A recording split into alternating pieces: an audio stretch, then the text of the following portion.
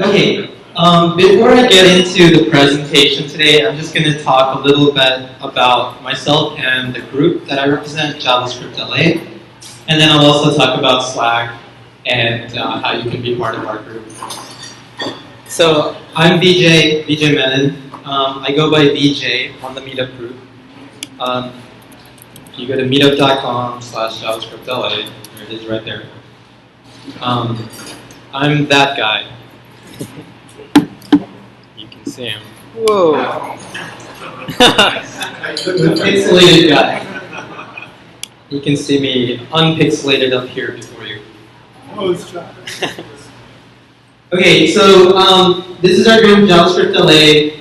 As you can see, we have almost 1,800 members now. I started this group about 2 years ago. I took over from another person who was still a friend, who was busy with their life.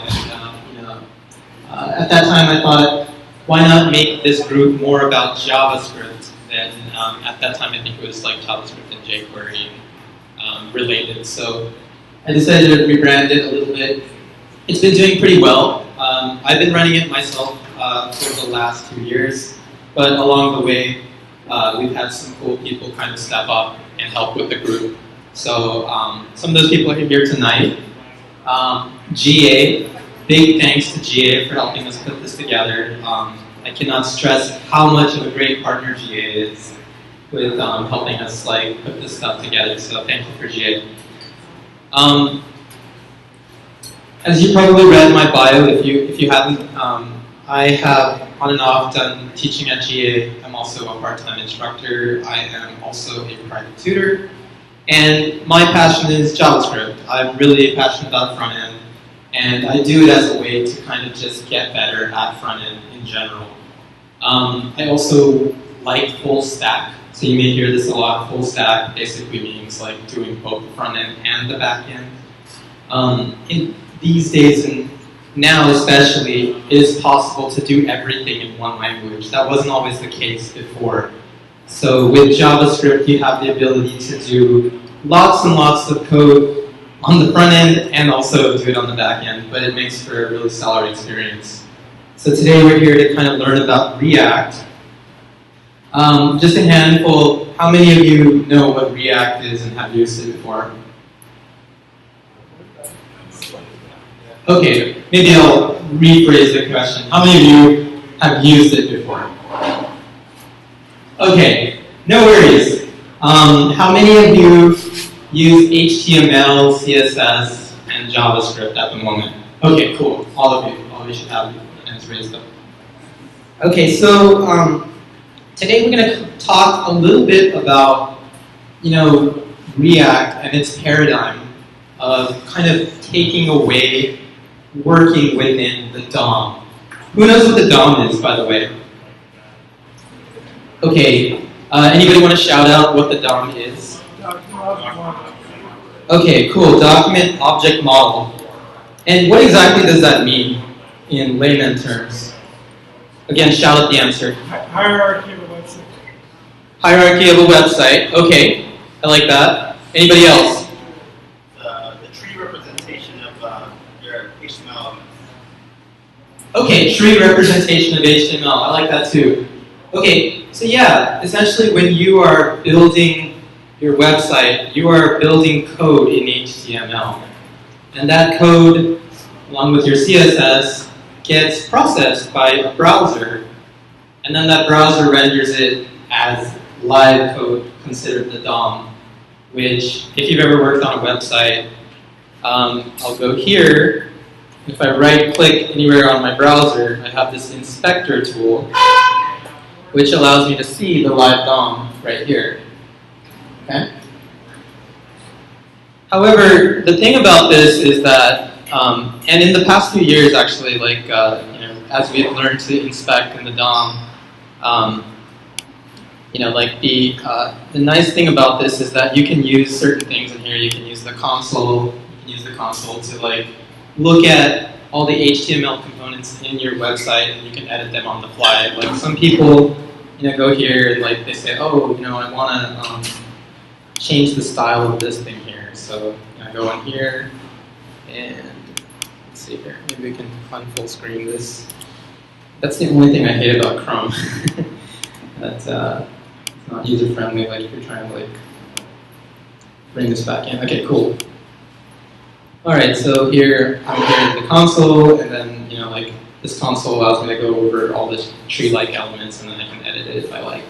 And then I can go back to my HTML and CSS and save that edit there, and then refresh the page, and it'll look nice. Okay, so that's kind of like the basics. Going into React though, and oh, by the way, make sure you sign up for this random drawing. I'll put this again at the end if you haven't. So React is an all-new JavaScript framework brought to you by Facebook. And the whole purpose of this framework is to make websites faster and cleaner, and also allow you to make websites that scale. How many of you have built a website that scales? Try to. Okay, so what are some of the issues you face? You can shout it out. Millions of people showing up, and how many loads are sending to the API. Okay. Okay, how many requests on the API? Okay, very cool. Basically what he's talking about is like when the website, like has people visiting, can the website keep up with the demand? So with React, that's kind of the goal. So React, we're going to get it as we get into it a little bit more. It's also something new and exciting to learn. How many of you are familiar with ES6? Okay, what is ES6?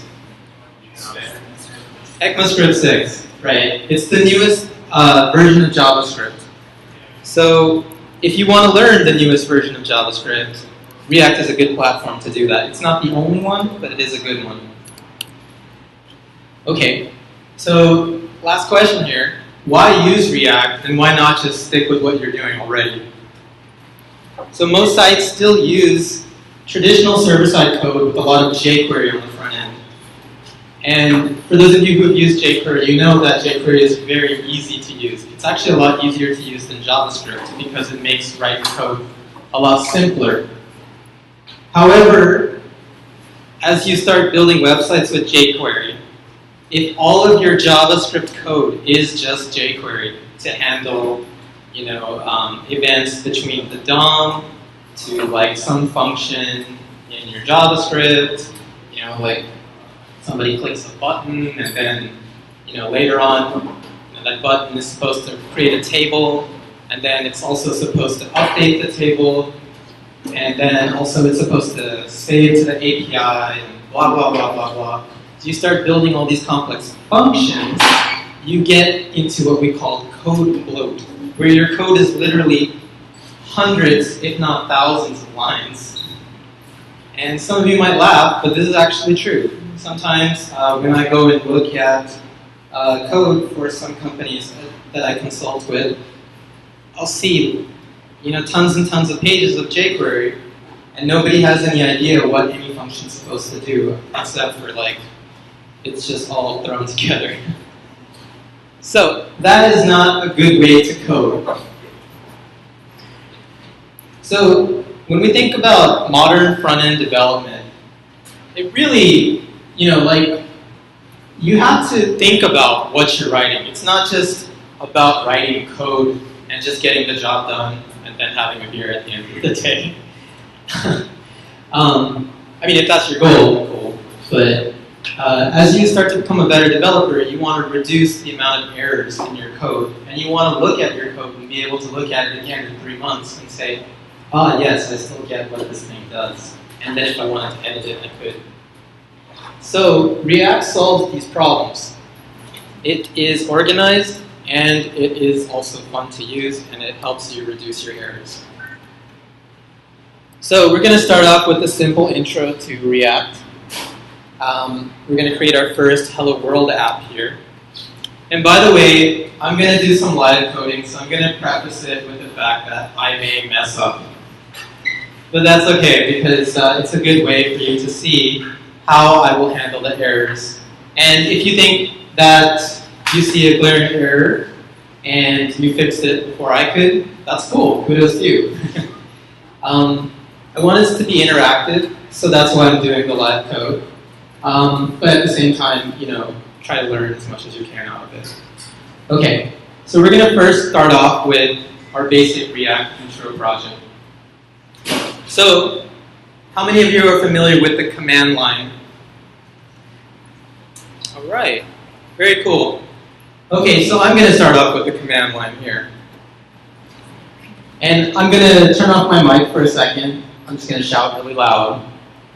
But that said, I'm going to be working in the command line to create our files and folder structure that we see right here. Yeah. So the first thing I'm doing is I'm on a Mac, and I'm going over to the left side. I've put my dock on the left side. Some of you have it here on the bottom. I chose to put it here. If you're not familiar with the command line, we have a YouTube series on JavaScriptLA, youtube.com JavaScriptLA, that will talk about how to use the command line and make it more easy to access. But here I am, and I'm going to try to blow up this thing so it's a little bit easier to read. So, looking at this, where am I, first off? Like in the command line, does anybody know like how to figure out where you are? CD? LS? PWD. Okay. So PWD tells you where you are in your file structure on your computer. So I'm in my users folder. So I'm going to go ahead and CD over to desktop right here. Okay, so now I'm working within that thing from the command line. Next, I'm going to look at my base here, and I'm going to just see, okay, I need a React Hello World folder. So I'm going to make a directory called React Hello World. Okay, there it is right there. I'll drag it so you can see it a little bit better. And then, of course, we need, I'm trying to do it 2 screens here. Okay. We need an index.html. I'm going to first I'm going to CD into this React Hello World, and then I'm going to touch an index.html, and then I'm also going to touch a script.js. Okay. Next, I'm going to use a command line, command, and I'm just going to call Sublime. Sublime is my text editor of choice. Some of you like Atom, but I'm a Sublime guy. What can I say? Okay, so I'm creating an HTML file here. That's my standard HTML markup. So I've got my file structure all ready to go. Next, I have my script.js. I'll probably just work within this for now. And the first thing I want to do is I want to go over to this link here. It's Facebook, github.react.io. Okay, so I'm going to make this a little bit bigger because I know it's hard to read. Can everybody see this okay? Yeah. Okay. Okay, so the first thing what we're doing right here is we're looking at React. So if you've ever worked with development, you kind of know, okay, I have to go out somewhere and download some library to get my code to work. So the React library is what you want to use. So we're going to get the 2 libraries here, and they're on CDNs. Who knows what a CDN is? Okay, and how is it useful? It does multicasting, or it should serve the script from the nearest. Yeah, exactly. So this allows us to get the React.js script from another server as opposed to downloading it ourselves.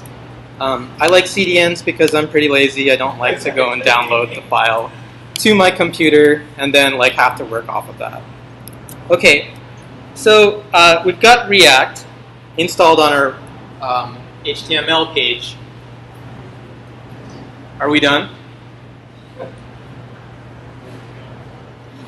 Okay, so we got to fill this out. We've got to do some stuff. Okay, so the first thing we're going to do is we're going to say simple React Hello World app. Okay, that's our title of our page. And then I'm going to go ahead and create a div here, and I'm just going to give it an idea of example. Okay. All right, next, let's look at this. And it says here, okay, it says these are the two things here that you need for React. I was going to look and see if they had Babel here also. They don't have it. Is anybody here familiar with Babel? What? Babel. What? What's a good word? Okay. So Babel is a language that allows me to write React in JSX. So JS stands for JavaScript. JSX stands for JavaScript with XML markup. So it's like writing HTML. So remember how we talked about React being a way for you to organize your code and write HTML, CSS, and JavaScript smarter? Well, that's exactly what we want to do here. So let's jump back into our presentation just for a second here. And, let me just actually, let me go ahead and start off with just writing the script for now. So I'm going to go ahead and write script, and I'm going to say type text Babel. You might be used to writing script type text JavaScript, but because we're using the JSX, and we're going to come back to it, I promise, we're going to talk about what exactly it does. We're going to use this text Babel in our script tag instead. So we're going to do React render, and I'm going to go ahead and just put an h1 here, then the hello world, and then of course I'm going to link it to my document, get element by ID, example. Okay. So if I save this, let's go ahead and open it and see what happens. All right. So we made a mistake. So who can tell me what the mistake is? What's that? You got your get by element by ID, but you have to have some variable to put that in, and then you actually have to load I guess your hello world string into that, right? So usually, like how we debug is we inspect element, right? Okay. So if I console log here, I can see that I don't have anything at the moment. Let's refresh. Still don't have anything. Okay, that's fine. That's because the browser is ignoring this. It's looking at it and saying, I don't know what text Babel is, so it's not JavaScript. So we need to use Babel. So let's go to Babel. Let's actually look up React Babel. I think it's in the React docs. Okay. And, oh yeah.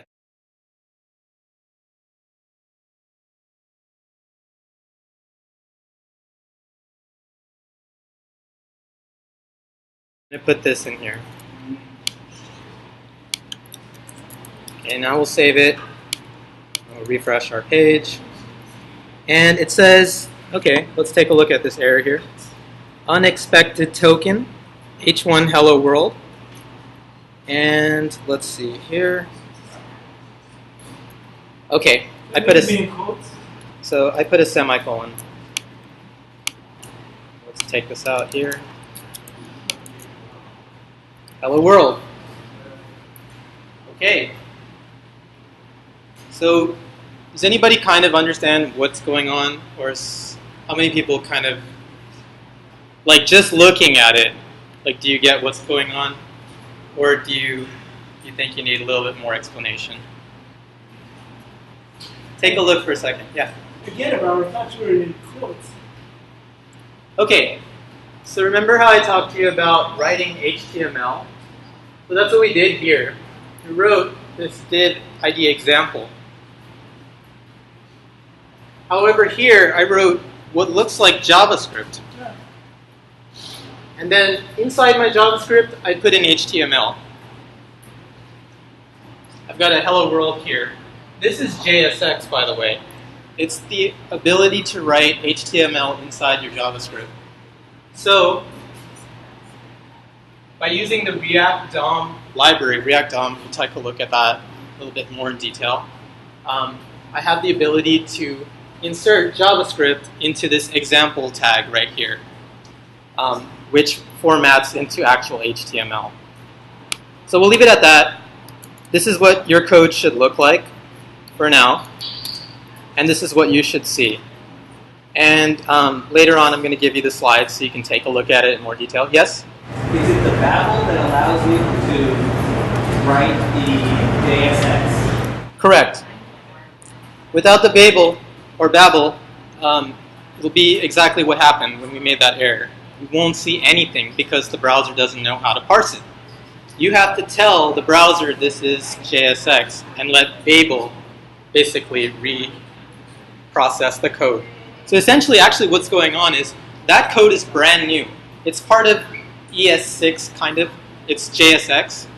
And so your browser doesn't understand that yet. It needs to be refactored back down into regular JavaScript that the browser can understand, which is ES5. But as a helpful tip, if you did,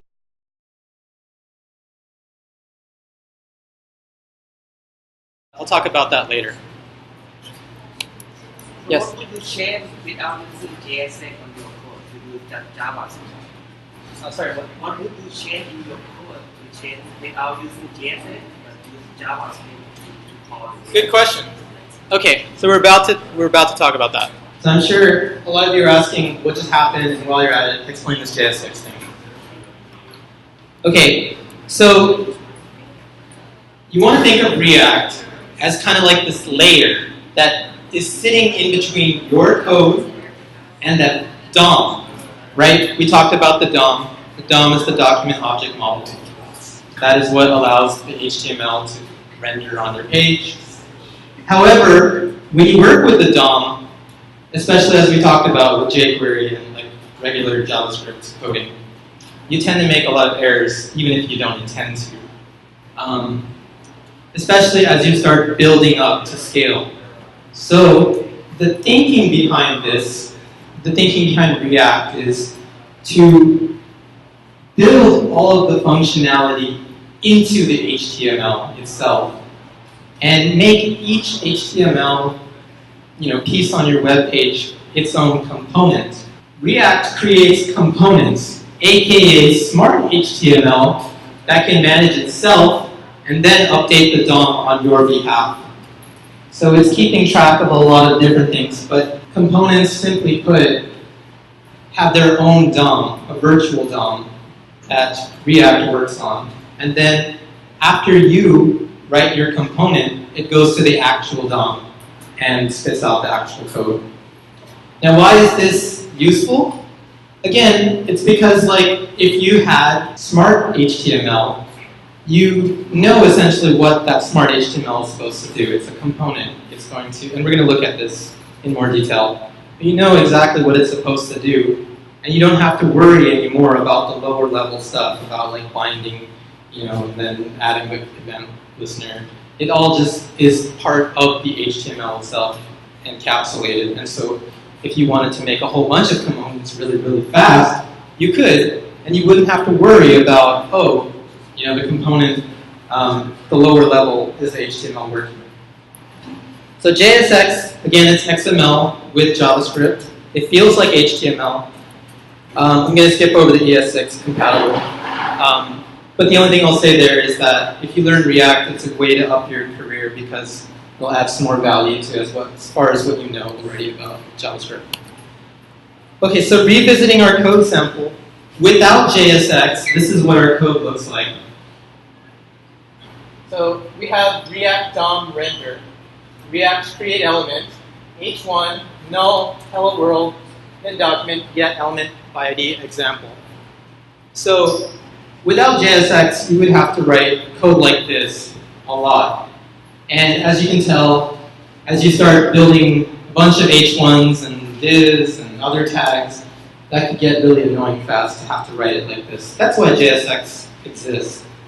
Are you guys with me so far? Yeah. Okay, very cool. All right, so now we're going to get our hands dirty. The project for tonight is building a simple movie search app. Okay, so I have a picture here what my app should look like. I have like a simple search, and then I've got a table here, and then I've got pictures, and then I've got titles, and then I've got years. So that's kind of what I expect as my output. We're also going to talk a little bit about how would we actually design this. Any ideas? First off, like how would we actually design this if we didn't use React? Anybody can shout out, actually. Like with JSON or. Okay, so JSON. All right. Yeah, just have some divs and fill it with that. So have some divs and fill it up with JSON. Okay. Anybody else?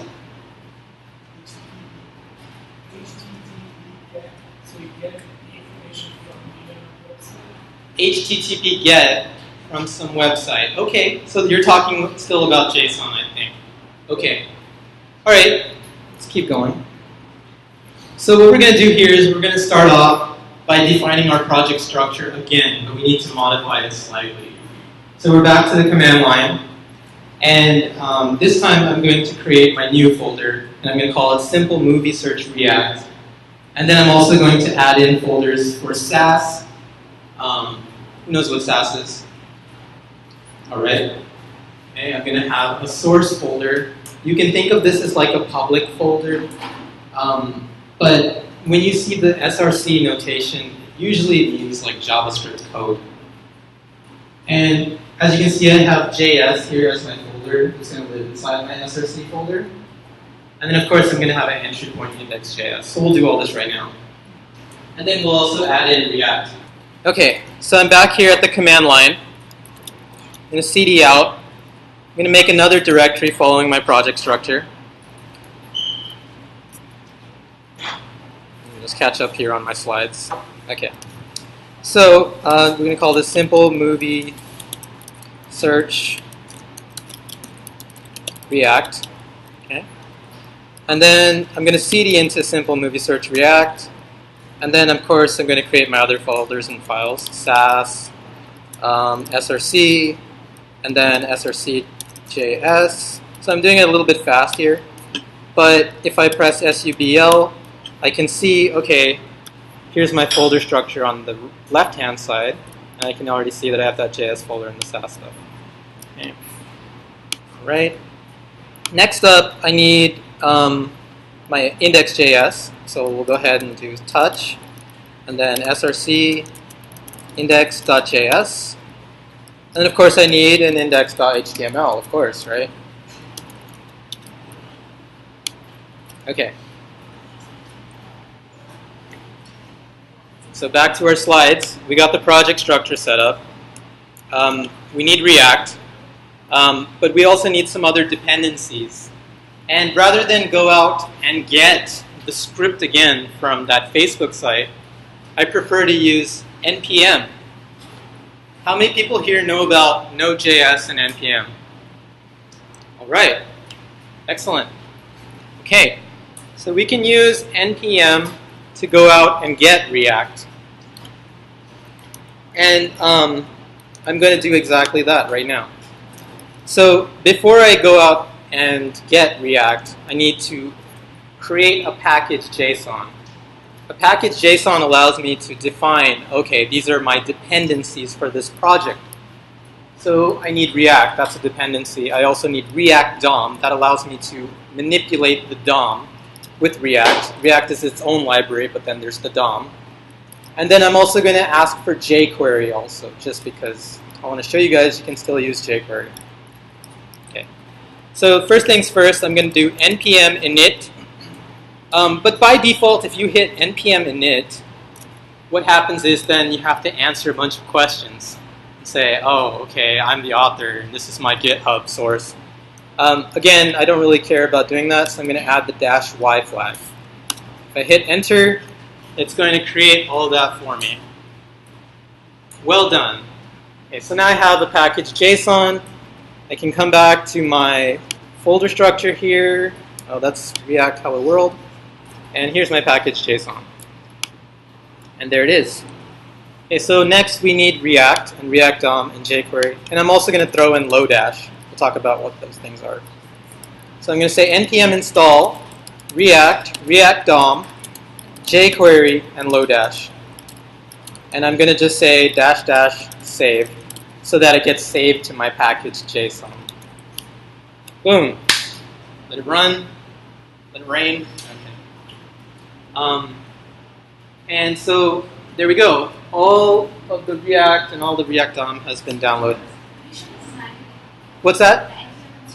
Yeah, exactly. So the command was up here. npm install React, React DOM, jQuery, Lodash, -- save. Are you going to need to get the label also? Yeah, good question. How do we get? I don't think I have an NPM install. Good question too. You don't have an npm installed. You need to go over to Node.js. So I'm going to do a simple Google search. And you need to get Node.js. So nodejs.org. And this is an open source library that allows you to write JavaScript from the server side. It's really, really cool. Talking about it would be a whole nother lecture. I'll give you the cliff notes. Basically, with npm and Node.js, you're able to go out and fetch a whole bunch of libraries from your computer like I have. And then, of course, you can write your own JavaScript library and push it back out for the world to use. It's really useful, and it makes it easy for you to build full-stack websites that operate both on JavaScript on the front end and JavaScript on the back end. Yes, did you have a question? The second command, Lodash. Yeah, so I put in Lodash here. So right after that was -- save. Without this, I wouldn't be able to come to here. Like if you look now, my package JSON has updated. And it shows I have jQuery, Lodash, React, and React DOM installed, and the latest version. That's what's on the right. So you didn't get it? Okay, no worries. The slides will be here. Afterwards, you can try it out. And of course, I'm recording this too, so you'll be able to try it out at home. Watch it on YouTube or something. Okay, so coming back down here. So somebody asked, okay, what about Babel? We just saw that we needed Babel. So, exactly, we do need Babel. Without Babel, our code will not work. You may just write all of your React code if you wish in ES5. That is totally fine. The example I'm showing you today is ES6. But you may see a whole bunch of tutorials out there that are all just regular vanilla JavaScript right now. And it's totally fine to go with that. I mean, there's no preference. Nobody is saying use one or the other. But the direction of the entire open source community for JavaScript is moving towards ES6. And then, of course, ES 2015. I think we're in 2017. So there's a lot of new stuff coming. And I guess if you're not using it right now, when you finally get to it, it'll just be like, whoa. So we'll talk about all the cool stuff. But let's go ahead and install our dev dependencies for now. So we need Babel, and we need Babel core. Babel core is basically the entire library for Babel. We need the Babel loader. We need Babel preset ES 2015. We need Babel preset React, Babel preset stage 1, and then we're also going to use something called Webpack, and we're also going to use Webpack dev server. And then maybe we'll throw in Gulp and Sass. Gulp Sass. So some of you might be like, what is all this random stuff? Babel, Webpack, and Gulp. Okay, so we already saw Babel before. Babel is a JavaScript transformer. It allows you to write JSX and ES6. That gets compiled back down to ES5. The other Babel files are definition files that help Babel understand, oh, okay, this is a JSX file, or this is a ES6 file. Without the definitions, Babel won't be able to translate. So you have to load it up. Webpack is a useful dev tool kind of like the gulp or grunt system. I don't know if you guys know about that, but some of you may. But the idea is that Webpack watches your files in your folder, and every time there is a change on one of your files, Webpack updates everything and then refreshes your browser so you can then see your code again live. Some people call this hot loading. You may hear this term. And then, of course, Gulp is a tool that we'll use in this tutorial to compile our Sass down to regular CSS. So are you with me so far? When all the browsers implement ES 2015, do you still need Babel? You won't need it. You won't need it. That's what they're talking. But that's still far out from now. Yes? So the way that I understand it is that Babel was originally coded to allow ES6 support, and then other people are making plugins to allow their use. So the JSX is sort of a plugin to Babel that came after that. Correct. Does that make sense? Yeah. If we go to, if all the browsers support ES6, we still need Babel for JSX. Correct. You will still need Babel in some cases. You still want Babel because there's a lot of cool things that people are doing that aren't standard. Right. So for example, there's ES 2017, which hasn't been released yet. But a key feature of that is the decorator framework, which I'm not going to go into right now. But the idea is that instead of having functions all over the place, you write small properties on top of a function, and then that function inherits some supercode. So for now, we're not going to talk about that. There'll be, so just if you like this lecture today, I'm doing kind of like a series. So we'll start off with this, intro to React, and then of course, React and Redux, and then maybe talk about, doing some extra projects with React. But I just want to do a series and get React out of the way. The community has been asking for it for a while. Okay. All right, so we need to get those dev dependencies before we can write the React. So let's go ahead and do that. Same thing, npm install. Then I'm going to say babel-core, babel-loader, babel-preset ES 2015, babel preset React, babel preset stage 1. And so the stage 1 allows me to use the stage 1 definitions of ES 2015. Actually, if you're interested, you can go to Babel. I think it's Babel.js. Yeah, babeljs.io. And this is the website if you're really interested in trying this out. You can just click this try it out button. And then you can drop, like I have here, your JSX code. And it should compile down into ES5 here. So you can play around with it. Stage 3, stage 2, stage 1, stage 0. So stage 0 is bleeding edge. It's basically stuff that is so brand new and has not been agreed upon. Stage 3 is kind of like the final. It's like, okay, we agree upon it. Let's get this released, but we just want to make sure it works before we push it as official ES 2000 whatever. Okay, so that's the deal. That's what's going on here. Okay, so I'm saying to npm go out and get these things. I'm also going to say webpack and webpack dev server, and of course gulp-sass. There's a lot of files, but thankfully with command line it makes it really easy to write it in one line. Next I'm going to say -- save, but I'm also going to add the flag -dev. That way we can separate these as different. We need React, React DOM, and jQuery as part of our dependencies, but these will be our dev dependencies. So I'll let that run. That's going to go out and fetch this.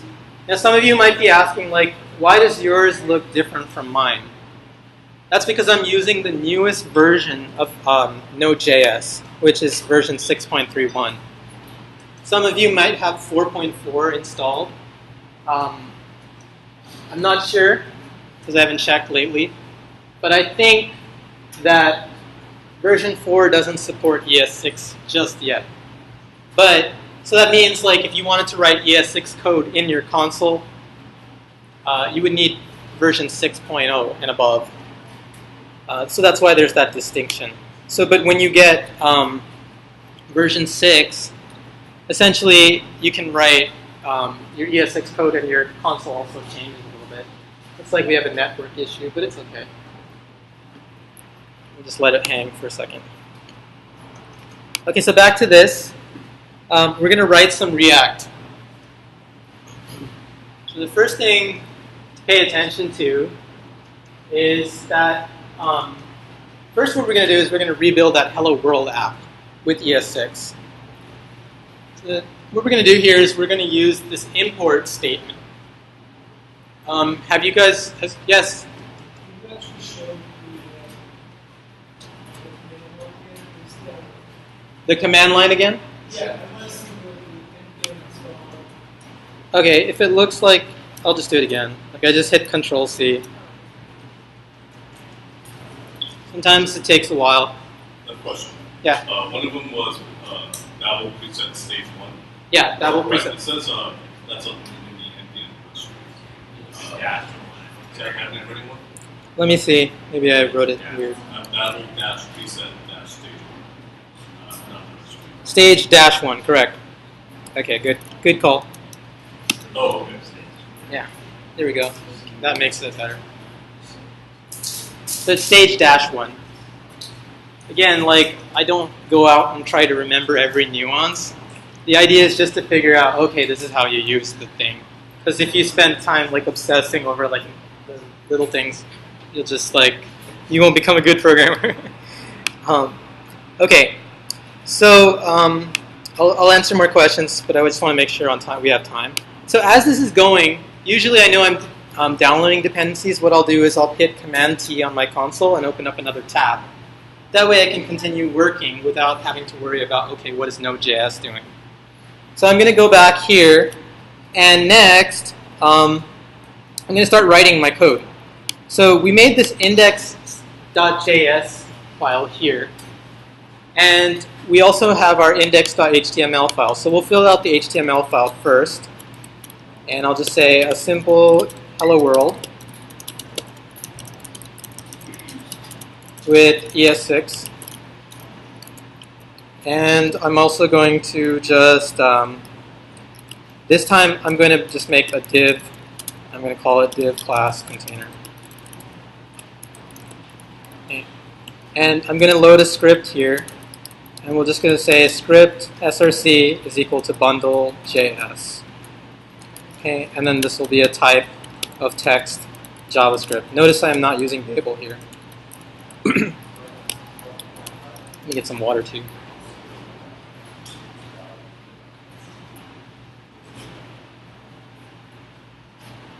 Okay, so that's my HTML file structure. That's my HTML file structure. It's different this time. But I'm going to go in here and I'm going to use the index.js. And I'm going to write my React code here. I'm going to start off with the import statement. This is similar to require if you use ES5. So we're going to say import React from React. So before I continue going, who here understands modularization? Okay, what is it? Shout it out if you know. Encapsulation of your code Right. in a well-defined module. Right. So when we encapsulate our code, essentially it becomes a variable, right, that we can use somewhere else. So when we say import React from React, essentially we're saying, hey, npm, go into my node modules, find the React library, and then put it into this React, in uppercase letter, variable here. And then that's my library. I can also do the same. I can say, all right, I want import $ from jQuery. And now the $ always refers to jQuery. Does that make sense? Yeah, why the decision to use these import statements instead of simply saying var $ equals required jQuery? Okay, so what's the problem with the var keyword? Does anybody know? It's only the Localize it as code. One of you say it. Global. Global variable. Yeah, okay. Right. The var keyword is a confusing keyword. That is, it's a design flaw when they were creating the language. It's lexical scoping. Yeah. So Right. var is just, it's only functional scope. That's the only scope that ES5 and up until ES6 you're allowed to have in the variable. Exactly. Well, it's global if it's declared outside of It's just functional scope. Global if you don't put a var in front of it. Right. So because var can be a little confusing, ES6 cleans that up. So we get new declarations for creating variables. Some of you may have seen this before. I'm not going to do a full tutorial of ES6 here. But with ES6, we get new variables, new declarations like const. So const name is equal to VJ, right? And then I can use that. There's also the let keyword. Put my last name here. Notice I'm not using any semicolons. That's a syntactic sugar that is allowed by ES6. It doesn't care about semicolons as much because it'll correct it for you afterwards. Actually, Babel will do it for you. So we'll come back to this stuff later. We'll take a look at it in more detail. Yes? So for the import to work, it's not going to work on the browser, like we just wrote it in the browser. Yeah, it's not going to work in the browser unless you have Babel as your transpiler, and then you were to write script text type Babel, right? If you don't do that, then yeah. So, but here I've decided I'm going to just use default bundle.js. We'll come back to this too. And here I'm just saying I want to import jQuery, I want to import React, import React DOM. Now the other thing too is that people coming from like other libraries like Xcode or like Android, they're more used to writing like code like this, right? Because they write import, some header file .h, so if you use C++ or Java, it looks a lot like this. So I think there's a push to make everything more standardized, so you can jump from one library to the other and still kind of figure out, okay, this is what's going on here. It wasn't like that before. Okay, so then we're also going to use React DOM. We remember that to render our JSX. I'm just going to use some open brackets here. I'm just going to say div, and I'm going to say, actually I'm going to just do the H1s, hello world. And then of course I'm going to have a comma to separate, and I'm just going to say document. I could use jQuery. Say query selector, and I'm just going to say container. Okay, we'll save this, and all right. Got the bundle.js here from our notes. Are we done? Was that it? Or is there something else we need to do before we can open that index.html? In fact, let's do that. So I'll open this in a browser. And let's go ahead and inspect element just to see what happens. And sure enough, nothing happens, right? Because bundle.js hasn't been made. Right? The only thing that we have so far is this body tag here, but that's it. Okay, I think npm already installed for me. So what we need to do is we need to use the webpack, all the dev dependencies that we downloaded, okay? And we need to take all of our code that we wrote, and we need to bundle it up into one file. A lot of people are doing this these days because like if you have too many dependencies, your site will be really slow. And if you're waiting for scripts to load, then your site, may lose users. So by bundling it down and letting like a webpack or something obfuscate your code, basically minify your code, it will look at all the dependencies and see which one to load before the other. And then it will load them the optimum way and basically make it so that you have everything in one small file. That's the idea behind Webpack. Yes? I have a question. What's the difference between Webpack and something like React.js? So, good question. Webpack is optimized to do this basically bundling down of your JavaScript code. It works with your Babel. It works with building your local host dev server. It's kind of like an all-in-one. Whereas with Grunt and Gulp, you kind of have to set all of that up first. And you have to go out and download a whole bunch of other dependencies. So, from our notes, it says we could just run Webpack. And that's true, the way our structure is, but it won't work for our needs because we can try it right now and see what happens. Webpack. And it's going to go, oh, I don't know what you're talking about, right? So we need a configuration file. So a configuration file is required. So we're going to go ahead and say touch webpack.config.js. And go back over here. Here's our config file. This is the only config file you need. And let's go ahead. I'm going to, for time's sake, I'm just going to go ahead and grab it. I don't memorize these things. So I'm just going to go back over to movie list. Actually, this. Open recent. So I'll use entry form. Okay, so I'm just going to grab this here. I don't feel like explaining this because, basically it's just copy and paste. Just same idea. I have module exports. If you use Node, you remember everything is modularized. When we write our code like this, it allows us to save it into a variable later. But right now, I just want to point my Webpack at the entry point for my project folder, which is src. And that's going to be index.js. It's not JSX. And then I want to output my bundle.js in my project folder. Next, I want to use loaders. And I want Babel as my loader. And Babel is going to look at all my files except for my Node modules folder and find anything that's React ES 2015 or stage 1. And then it's going to resolve any extensions that are JSX or JS or just nothing. Okay. And then finally, we're going to have this dev server, and we're just going to have it fall back at index.html. So that's kind of what's going on here. You don't have to write this word for word. Again, it will be up, so you can take a look at it later. But for now, the idea is just to kind of,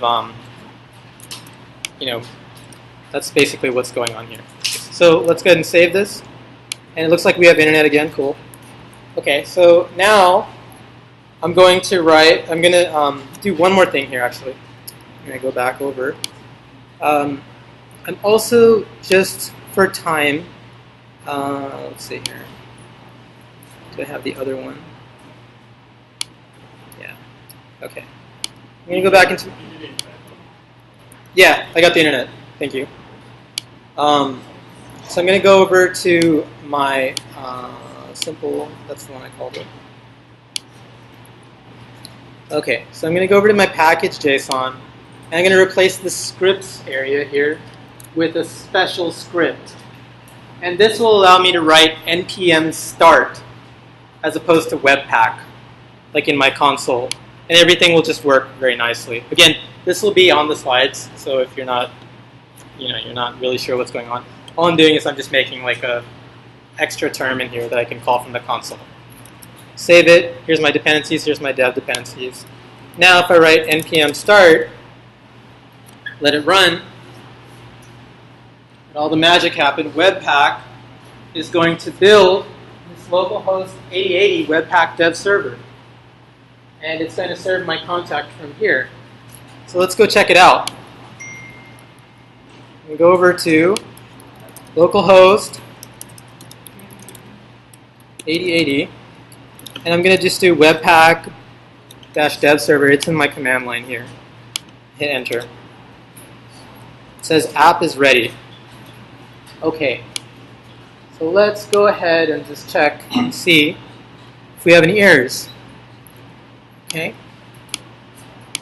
So it says failed to load resource, but that's a fab icon, so that's okay. let's just do.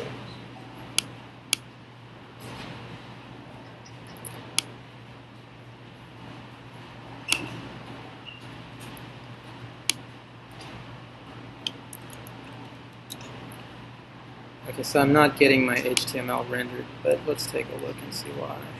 Did I save it? Maybe I didn't save it. Okay. So now it's saying don't have bundle.js. Okay.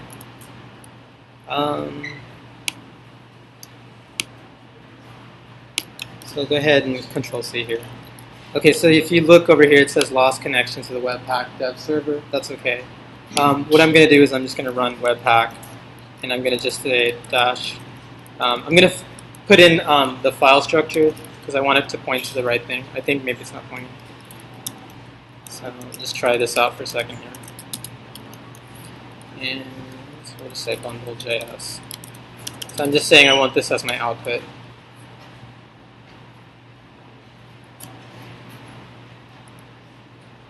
Okay, error cannot resolve bundle.js. Your import for React, you have a common lines. Oh, good call. Good call. Okay, thank you. Always something small. Let's try that again. Hello world. Did it. You did it. Okay, thank you. That would have saved me. I would have been stuck there for a while. Okay.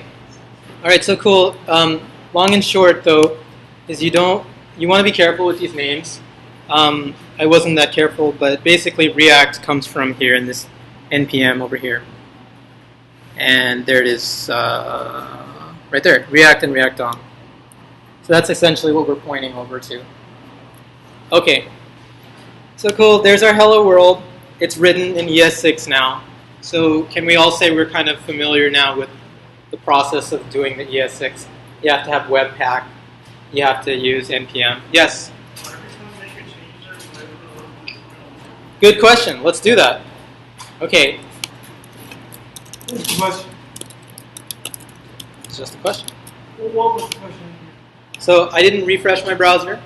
Oh, the question was, if I edit my code, will it change in the browser? Do I need to press refresh on my console? Or on my Chrome? The answer is no. Hello, JavaScriptLA. I am VJ. Save. There you go. Pretty cool, right? So this is called hot loading, and it allows you to build your JavaScript and HTML all at once. You don't have to sit there and chase down the browser. Okay? Yes? Is it monitoring all the files on JS, ECS, SAS files? Cool. Exactly. It is monitoring, except for the SAS files. Yes? So, sort of tacking on her question, so Webpack replaces runs to an extent. It replaces browserify to an extent, and then it also replaces run watch or whatever to an extent. That is correct. Is there an iframe in that page right now? Yeah, so this page is an iframe. So this thing is like sitting on top. If you notice here, if I open the body tag, here's iframe. However, if I want to get rid of this little bar at the top, and I don't want to use my Webpack dev server, I can still go to this page, and that gets rid of it, and this is the real page. That's the real page. Correct. With no live. Yeah, and then there's no live reloading on here. So all those bits that are committed on it, are those all bundled down into that bundle.js? That is correct. If I go over here and I right-click on here, and I open this link in a new tab, and give it a second, here's my bundle. It's huge, right? So all of this code here is needed to write hello world. It's code bloat. No. Essentially, what all this is... What's this? So essentially what all this is actually all the definitions from all of our packages. Because ES5 does not support, so if you get nothing else out of this lecture, ES5 does not support all this stuff, all this brand new stuff. So we have to write polyfills, which help JavaScript in its current state understand what we're trying to do now. And then at the end, we load in our actual code. But it all gets packaged together. Webpack handles all of that. If you are familiar with Browserify, it's kind of like this AMD module loader, and it will determine what file to load in what order in the best possible way, minify everything, and then you don't have to wait for a very long time for your page to load. This is completely in opposition to using like jQuery and then loading a whole bunch of other jQuery plugins that some people do. Okay. So, you guys with me so far? All right. So we got hello world. Onto the build phase. So a little bit, we're almost there. It's kind of like the part where you gotta let it soak in. Okay, so back to this. How do we organize this into code based on what we saw so far? Now that you have kind of a better, bigger picture, how would you organize this into code? Let's look at it with a little bit of a diagram here. And this is from React itself. If you go to the React tutorial guide, it's really, really good. It's very well written. They essentially say break your app or your web page into components. That's the first step. If you want to be successful with this, you want to break it up into components. So obviously, we have an app. We have a search form. That's what I've decided to call it. I have a table, but more specifically, it is a table of movie listings. That's why I said, oh, this is movie listings. And then each individual row in here is kind of like a movie listing. So in React terms, essentially, the input and the submit button belong to the search form component. That's what we're going to put down into our HTML, our React HTML, JSX. And then we're going to put like a table row inside of our movie listing, and it's going to handle all of this stuff here. Movie listing is going to be compiled with all the movie rows. And of course, like this thing is going to work together. The components are going to work together to talk to each other and update each other. Has anybody here used AngularJS? Okay, so it's kind of like that, but it's a little different fundamentally. I'm not like privy to either, but right now I can say that a lot of people like React. And you may have heard that there's Angular Part 2, Angular 2. Some people call it Re-Angular because the guys at Google looked at React and they thought it was really, really good, so they went on rewrote Angular to be more like React. We'll figure out why. But first, we're going to go back to coding. So we're going to write these components in React. So we need 4 components.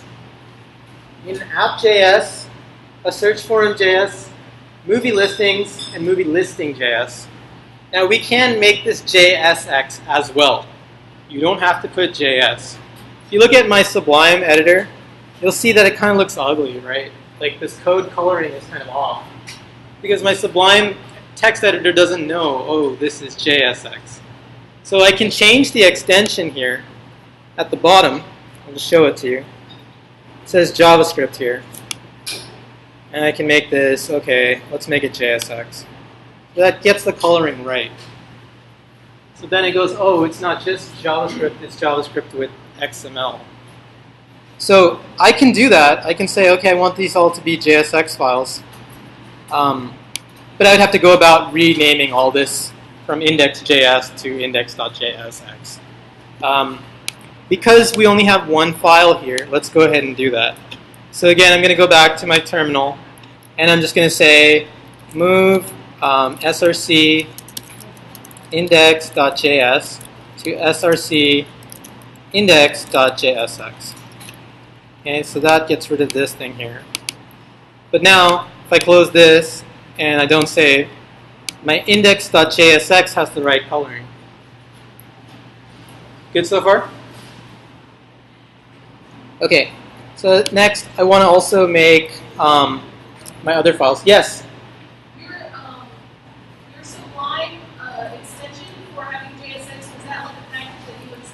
Yeah. So It's not default to Sublime to have that library. right. So you would go to Sublime Text from here, and then I think it's Preferences, Package Control, and then Install Package. And I think it's the same procedure for Atom. Atom's actually a little bit easier, but you would just put JSX, and because I already have it, like it's not like showing up for me, but you would just install it. All right, so I'm going to go back to writing those files. That's what I need to do next. So just catching up here. The touch, and I'm going to say source.js app.jsx, and we'll just lowercase it. I don't want to make it uppercase. Touch src js, and actually it might be easier if I cd into that file folder. Src js, and then touch search form .jsx, and then movie listing.jsx, movie listings JSX. Okay, spelling looks correct.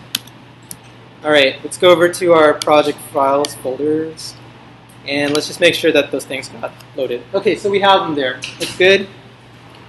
Okay, so back to this. Next, we need to write our app.js, right? So we have the index.js, but we don't really have a React component yet. We just have something that says hello world. So what we're going to do is we're going to write some boilerplate code in ES6. I'll explain to you what it means along the way.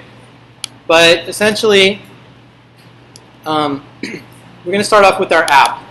That's the first one. So I'm going to do some standard stuff here.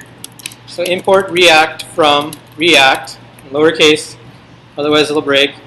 I'm also going to add one more thing here. This is an ES6 syntax.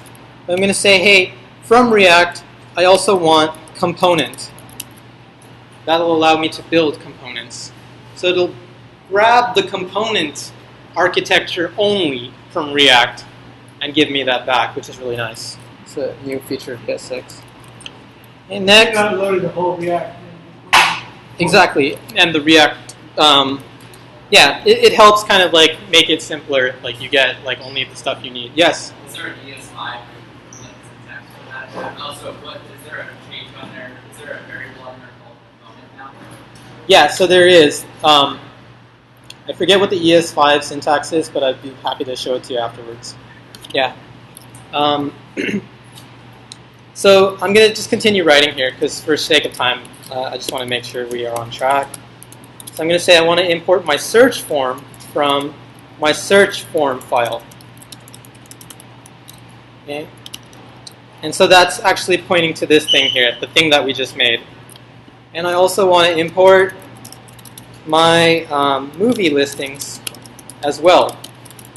So S from my file for movie listings right here. Okay. And next, I'm going to use more ES6 here. Say export default class app extends component. Okay. Render. This might look a little foreign, but I'll explain to you what's going on in just a second. I'm going to say div, and I'm going to use class name app, and I'm going to say div here. Same idea with the hello world. All we're doing is we're creating another div, but inside of it we're going to say h1, I'm going to say search for movies. Then I'm going to use component syntax, search form. And go ahead and put a slash here. Listings. So that's my app.js. Just before I continue to go on, essentially what we're doing here is we're saying that our app class, or our app, should, if you've ever used like any other language like PHP or Ruby on Rails, you'll know that like in those languages, basically, in JavaScript, objects can inherit from other objects, right? So So in other languages, classes can inherit from other classes. So essentially all we're doing here is with ES6 syntax, we're saying, hey, I want my app to be not just an app, I want it to inherit from component, the React component library.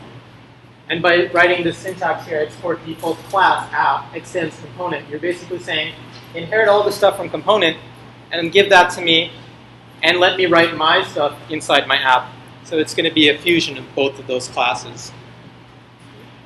Next, I have this render function here. That's what that is. If I were to write this back in ES5, it would look more like render function, an anonymous function, right? But with ES6, you don't have to write that. It's just render. It's kind of a nice thing. And just because I know you were asking, we'll look at some ES5 afterwards just to see the difference. No, that's okay. I just mainly stumped on what. So component is a class that's part of the React library. Exactly. So next, I have this render method. And basically what the render method does, we saw React DOM render a component to my HTML.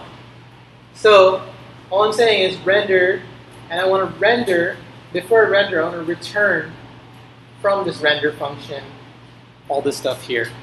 Anytime you make a component, you always have to wrap it in like a parent div like this, div class name app. And then of course you throw in your other components. These components are actually coming from here, right? Because we're writing modularized code. And so this code is actually going to be returned up to us, kind of like what we're doing here. And then we can use it in a variable somewhere else. Does that make sense? So you can pass some parameters to the component? Oh yeah. You can pass parameters. Those are called props. We're going to talk about that very soon. Okay, so let's just keep going. I'm going to go ahead and build the search form and the movie listings just so we can see all this stuff work together. Otherwise it's going to be like, it's not working yet. So same stuff. And I might even just copy and paste here. So I'm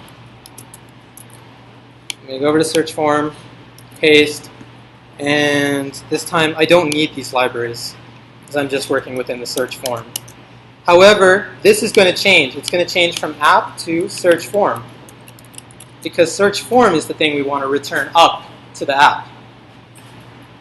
And of course, if we're going to return something up to the app, it needs to be a new component. This will all start to make sense pretty soon. So I'm going to call this one, I'm just going to call it search form. So notice here I'm using class name. That's because if you write div class equals search form like in regular HTML, it'll think you're talking about the ES6 class. So to get around that, we had to rename it class name. That's the only difference here in React. Remember, it's a virtual DOM. It's not the real DOM. So these properties exist on React. And so a lot of the properties that you're used to have changed a little bit, slightly. Okay, yeah. What's the advantage of writing like that export instead of writing the bottom? It's just, or there's a... Good question. So if you write it in just var, that's okay, but it's not modularized, right?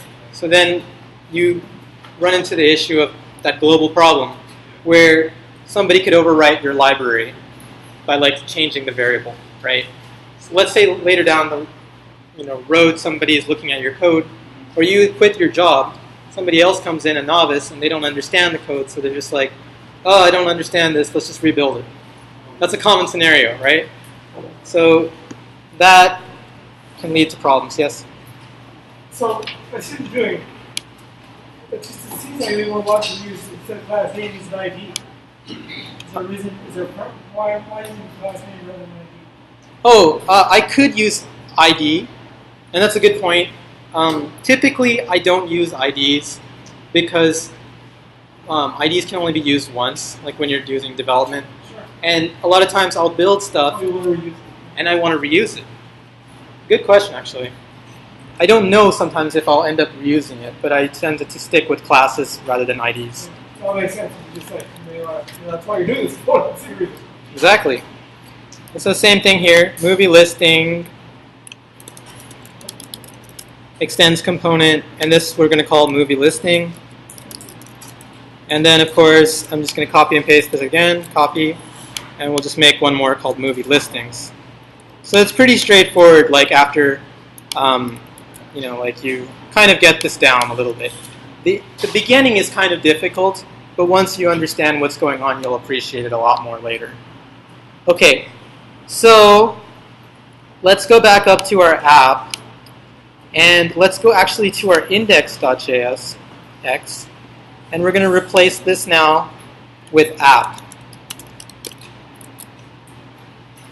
And let us go ahead and just double check here. Oh, I also need to import, app from JS app. Okay. All right, so cd out of my project folder, cd again, and I'm going to just say npm start and see what happens. I might run into an error. Yep, I did. Okay. All right, so it says cannot resolve file source index.js, and yeah, perfect. You guys are with me. I'm proud of you. So I need to change this up here in my bundle.js. That was the problem. And we got one more. Let's see what here.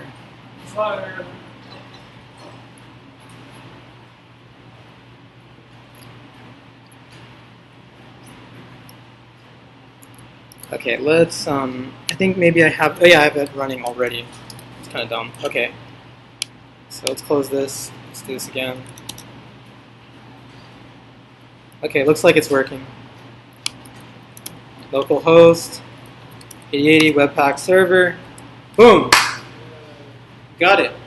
Is this making sense? And we can still do stuff, right? Like, I have this thing open here.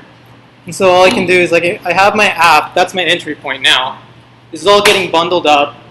But now I don't have to worry about writing here. I can just go to my component level.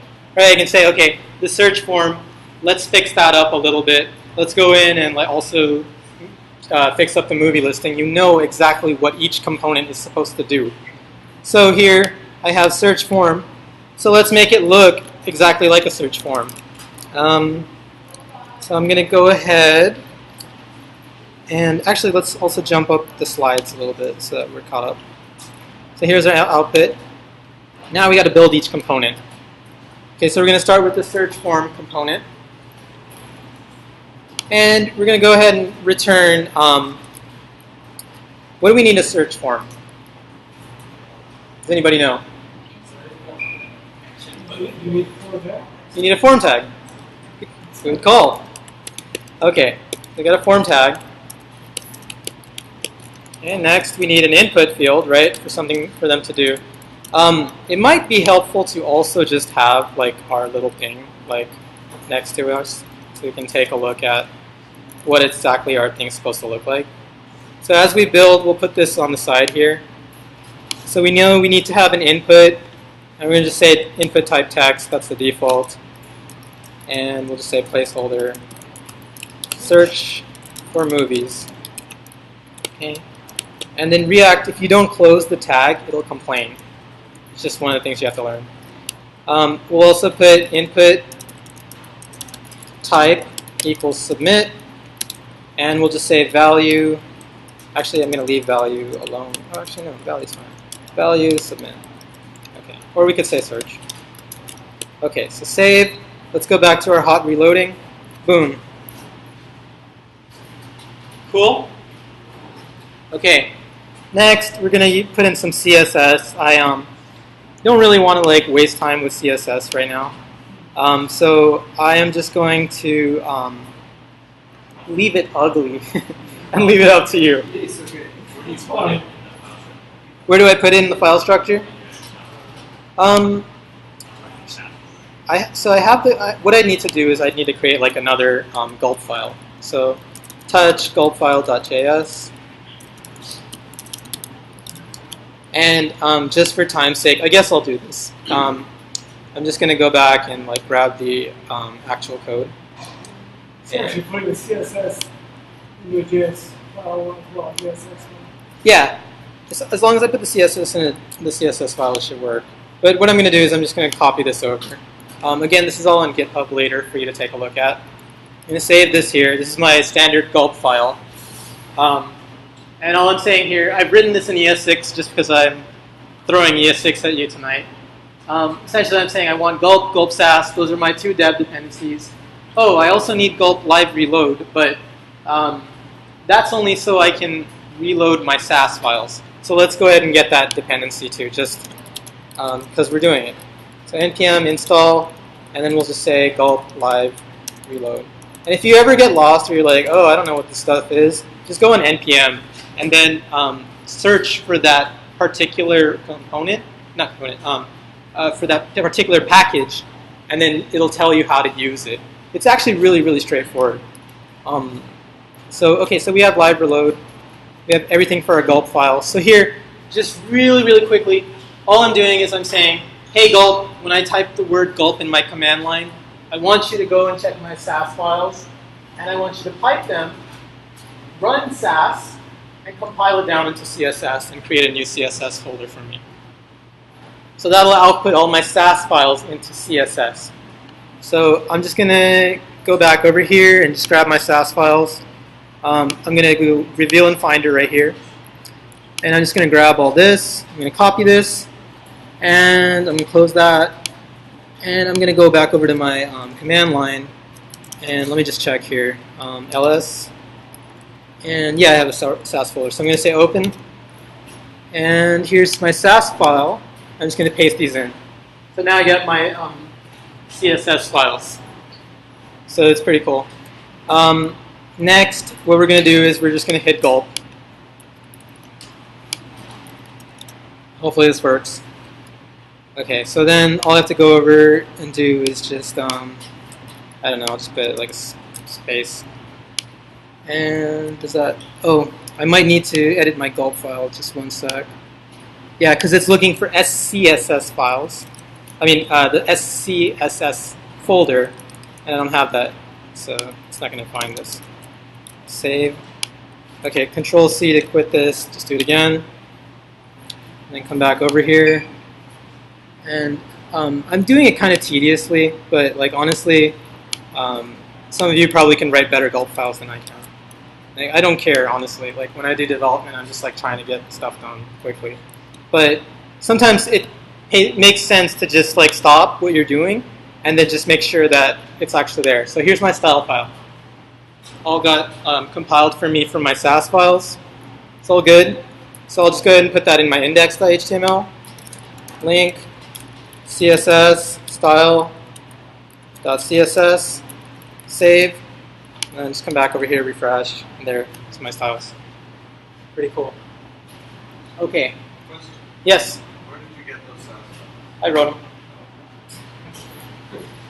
I was bored. I was like, I'll write some CSS.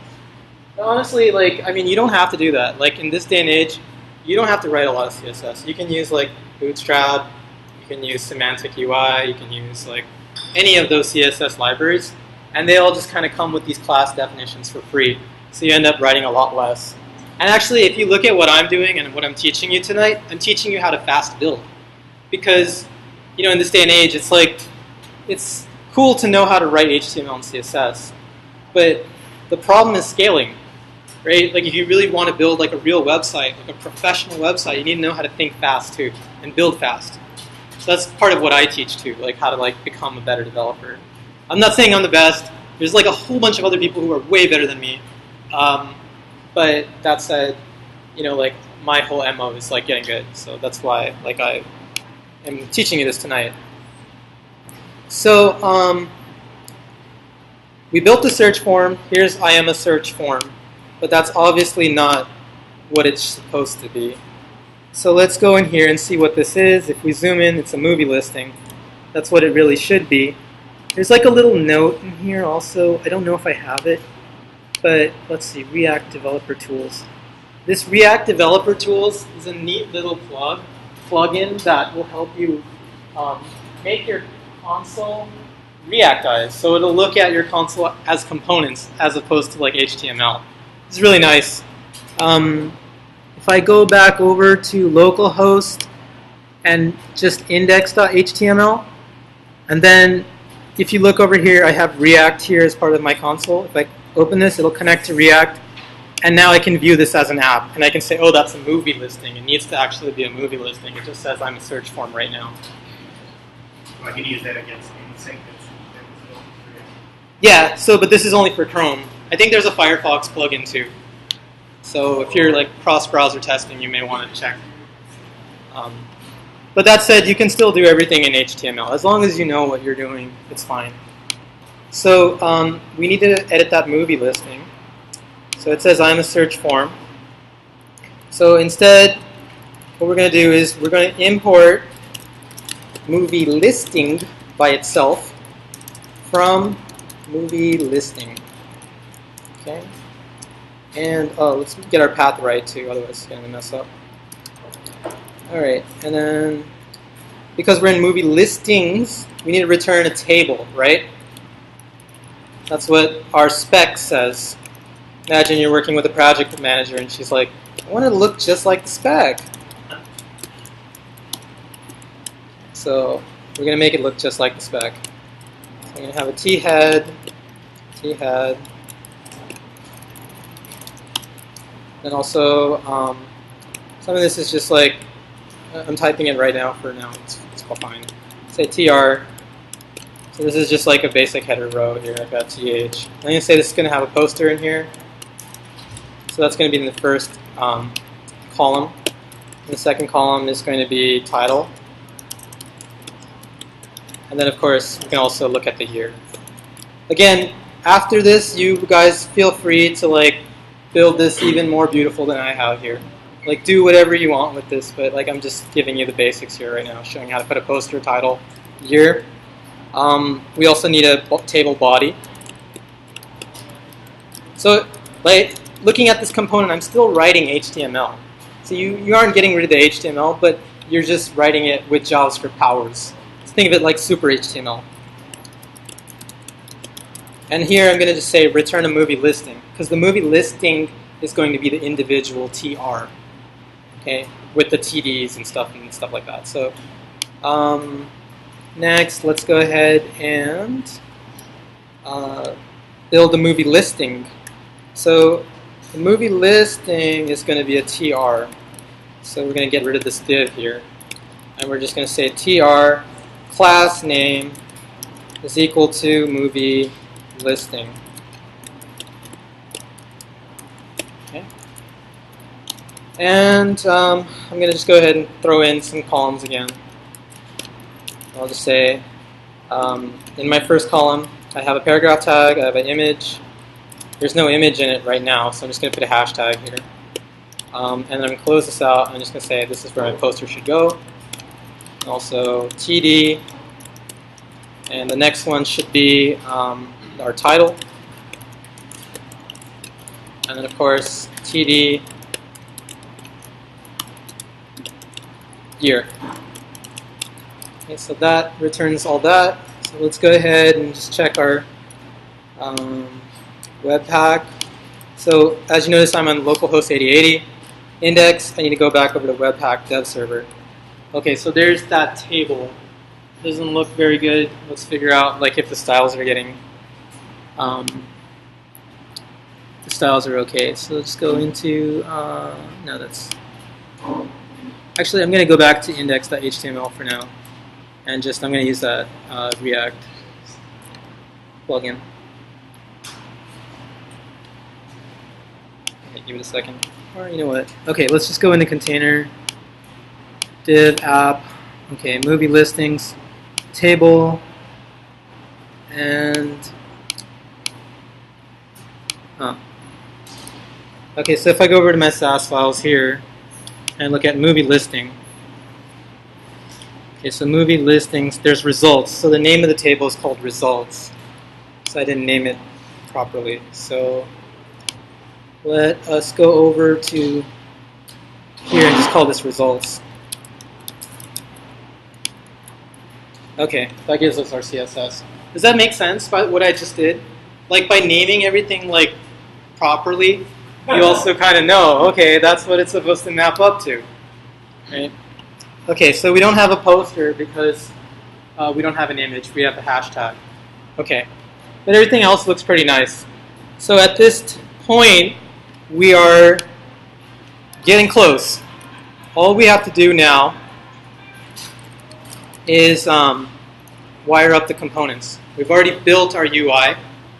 It looks pretty, but our components don't do anything. Like, right, if I go over to this web page, not that one, I type search for movies, that's not a movie. You wish.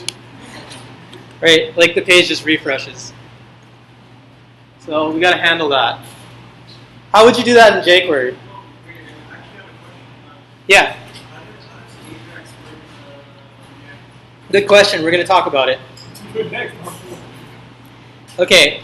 So the thing about React is that it's not opinionated like other frameworks. So nobody is saying, oh, you can't use jQuery in this framework. I think with Angular, there was kind of like this thing where it's like, oh, don't use jQuery because it's all built into Angular already. And we have our own version of jQuery, which is lighter than the real jQuery. But some people just want to use jQuery. So if you want to use it, React allows you to use it inside of it. Just the issue is writing bad code is writing jQuery for everything. Like kind of what we're doing here. Like creating all these divs and all this stuff. Or actually, I'm going to show you the wiring part, so that way it makes more sense. So back to our slides. I apologize if it's so long. We're almost there, though. Our components are looking really good, but currently they don't do anything other than look pretty. On submit, we need to get data, but from where? So I've chosen to use OMDB API. I'll just click the link. OMDB API is kind of like this nice movies API that allows you to just kind of go in here and search for movies, kind of like what we're doing. So if I go Frozen and I hit search, it'll give me back a JSON response, and it'll tell me everything about Frozen, like the year it was released, PG. So it's this free API. I will preface it with this. What it does, though, is it actually scrapes IMDb. I think that's how you say it, which is the Internet Movie Database. And so it grabs all the pictures from there. And so if you end up writing this app and then you put it on your website, you may be disappointed because you're hosting images that actually belong to IMDb, so you're going to get blocked. But if you write it for your own local host, you should be able to see it fine. So just that's a caveat. Everything else works, but the pictures. To kind of give you an idea of what I'm talking about, I'll just go over to the final version of this. I'll show you what it's supposed to look like. You notice I don't have any pictures. That's because they're blocked. I'm trying to steal pictures from IMDb, which is not good. And it'll even tell you that. Forbidden, forbidden, forbidden. So unless I have an API key with IMDb, I'm not supposed to get those pictures. But like I said, locally this will work for you. And there's a whole bunch of other cool ideas you can do with this too. Like our entry form is also React built. So you guys can check that out later. Okay, so back to this. Back to slides. So we're going to use OMDB API. You can use Weather API. You can use any kind of API. I do not care. You can use Facebook, Twitter, Google, whatever you want. But essentially our goal is to start thinking about, okay, components and how we're going to hook our results into our application state. So there's a lot of buzz around this word state. State essentially represents the current context of your app. Like, so if you're familiar with the term model view controller, like there's a model that usually is like data, right? Like in the JSON object. View, kind of like what we're doing with the components. And then controllers, like you use your app to reach out to like, the OMDB API, and then that controller, you write a controller, it returns you a response. So React kind of tries to make that a little bit simpler in saying that, okay, each component will have its own internal state. And so basically, like if I'm writing a search form, the state for that really is the terms, right? Like I'm going to be typing a term, and then I'm going to be sending that term somewhere. So that term is going to be the state. The term can change. If it changes, it's probably a state. If your model is changing, that's kind of like in the basic nutshell.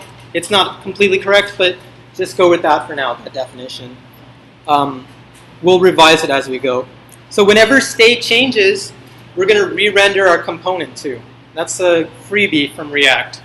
So as our state changes, we re-render the component. So let's say like if our movie listings change, back to that one website that I was at. I think it's here. Back to React. So right now we don't have anything here, right? We don't have a table. But that's going to change. The state of the table is going to change because it's dependent on some data. So when we get data, then we want to re-render. But in other frameworks, you kind of have to say, oh, re-render. React does that for you, so you don't have to worry about that. So I can just be like Batman, right? And then this will re-render. Oh, we're getting the images. Cool. Don't say a word to them. Okay, so coming back here, or let's see, are we on the slides? The gist of that is like the state, just for now, think of it as like something that could change. And if it changes, you want to re-render. So back to our state search form JS, what we're going to do is we're going to introduce some new stuff. So I'm going to type the code here. Actually, for brevity, I'm probably just going to copy and paste that, and we'll like take a look at it. So this is the completed app here, and I'm just going to go over to search form. Actually, you know what? Let's type it because I don't want to confuse you too much. Okay, so constructor. And I'm just going to type this fast. There's something else called props. Somebody asked me, can you pass stuff with your component? And that's correct. Those are called props. I'm going to say that our state for this is our term.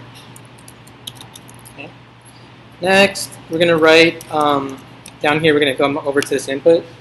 And we're going to say whenever somebody submits this form, we want stuff up here to handle the form submit. So I'm going to say on submit. And we're just going to say this handle submit, and we'll just put this extra bracket. The syntax here allows me to pass in a function, and then this will get sent on the on submit handler right here. Similar to like add event listener, it's a little bit different. I'm going to say handle submit is equal to a function. Remember, this is like an anonymous function. And we're just going to get, like if you've done this before, you know that when you submit a form, you want to prevent the default form submit. So that's exactly what we're doing here.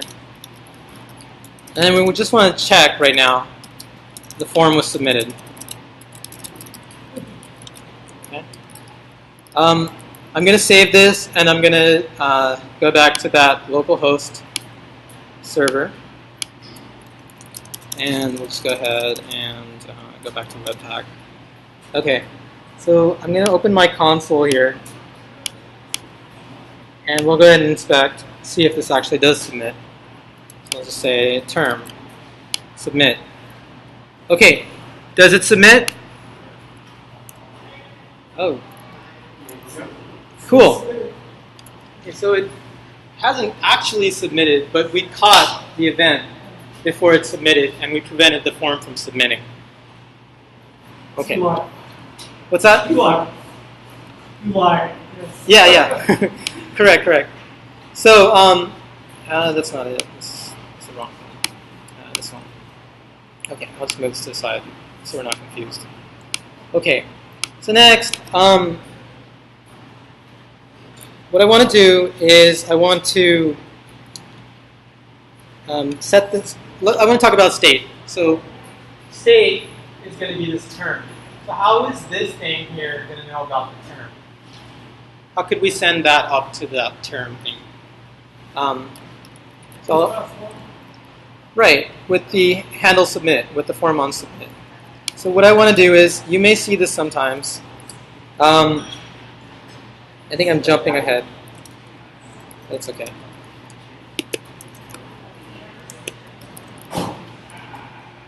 Say this dot state.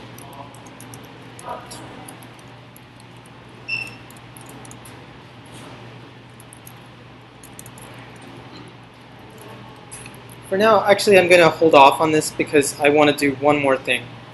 So I'm going to go back over to app. I'm going to write the same stuff here too. I'm just going to say constructor. So this constructor thing, what this does is before my app even loads, like we want our app, as it's building itself, if you come from the other languages like C or Java, there's a constructor function, even in PHP, that does some initialization code before your actual code runs. That's kind of what we're doing here. We're saying with this constructor, before we render, we want to grab props, like any props that exist on our app and also in our search form. And we want to use the super function, which comes from component. We'll go into that later. And we also want to set the state of the component for this component here. And we're just going to say movies. So let me go ahead and explain this too. So the state for the app is the movies. It's dependent on movies. Like we're trying to figure out, okay, like what movies do we have? But before we have the movies, the data for the movies, we got to get the search term. So that's all we're doing. The search form handles the term. This app handles the movies. And let's see here. So I'm going to do the same thing I did over there. I'm going to just say movies is equal to this dot state dot movies. So just same stuff here. Search form value is equal to this dot state term. Okay, and we already submitted the form. Let me go ahead and jump the slides up too. So we did the app. Okay, so it says let's try the app now, but we already did this. So now here's where we get to the part about the AJAX call, right? Everybody wants to know about how do you do the jQuery AJAX call. Okay, so basically what you have to do is once you get the term, then you can submit the term up to the app. Then we'll let the app do the AJAX call. So this is a little tricky, but I'll try to explain it as best as I can. So, and also, there's one other thing I need to do, but I'll come back to it. So we're in our search form again, and I'm just going to talk about it before I write it. So we say value is equal to this dot state dot term, right? But if we go over to our app, let me go ahead and just check. We'll take a look at it and see if it's working. Okay, I'm trying to type. Nothing is happening. That's because React is saying, hey, don't change the state of this app. You don't have the right to. So I'm trying to, and I'm not allowed to set the state. There's a whole another concept in React. When you are going to change the state, you need to use this dot set state. It's a special method that allows you to update the state, which is our term. But normally when you use HTML, you just type in whatever, and you think, oh, this just works. Like I don't have to worry about that kind of stuff. Here, because we're writing more structured code, you do want to worry about it. You want to make sure that you're capturing the input. So in order, and then before you get the input, you look at it, and then you decide, should this be a state thing? So let's go back here to our search form, and we're going to add one more property here called onChange. And I'm just going to set this to this. Oh, did I do that? Yeah, that's fine. This dot handle change. Okay, this is just some arbitrary method that I wrote. As you can see, the whole time I've just been writing random functions. You can do whatever you like with this, but that's essentially what's going on here. So handle change. So I'm just going to get the event again, and I'm just going to say this time, let term equal to e.target.value. I'm going to say console log our term, so we can see it. So what I'm doing here is I'm using regular JavaScript, and I'm saying, okay, every time I type the input, I want to see what's the value being sent back. And then I want to console log it. So let's do that. So if I refresh, let's save it though, make sure it works, and then we see the app updated. So if I type, you can see I'm getting all the input stuff here. So I'm getting the input from the keyboard, but it's just not updating here, because I haven't set the state. This is going to make sense after a little bit, but I just want you to understand what's going on here. So in order for us to set the state, we have to use this.setState. Okay. So a lot of times when you first start out with React, it's kind of like, why am I doing this? I just want to write a simple movie app. It's just like, this seems so much for just a movie app thing. But honestly, like once you understand the patterns, once you master it, it's like, okay, I am really thankful I did this, because now I understand, and I understand, oh, this code is so organized, I know exactly what's happening on when the person types an input to when it gets set. So if you're very granular about those things, then you'll have an appreciation for why. Why is it term called term? That's what we labeled it here. We said we want the state to be the term. Yeah. The state of this search form should have a term. Right above it, though, it's just the term. Yeah, I could have made this text. Instead of being text colon text. Yeah. Why? It's whatever you decide it to be. No, but I don't understand why it's why you're repeating it as a default. Oh, so this is a JavaScript object here. Yeah. Does that make sense? Yeah. Well, no, you're saying let text equal text. I think you gotta change the text there. You got term and text mixed. On a set state. Yeah, he's going to go back to Germany. Oh, I see what you're saying. Okay. Yeah. Pick one. Yeah, so we're going to just leave it term. And essentially, I'm saying, hey, when I update this term here, I want it to be the term that I got from here. Oh, so that's going to be different. Yeah. Okay. But I could have called this anything. I could call this text. In fact, I'll do it here. I'll just call this text. That way it's easier. Yeah. Okay? Is this optional? Is this optional ground? Yeah, well, you need the this keyword. And we'll figure out why. Does anybody know what the this keyword is?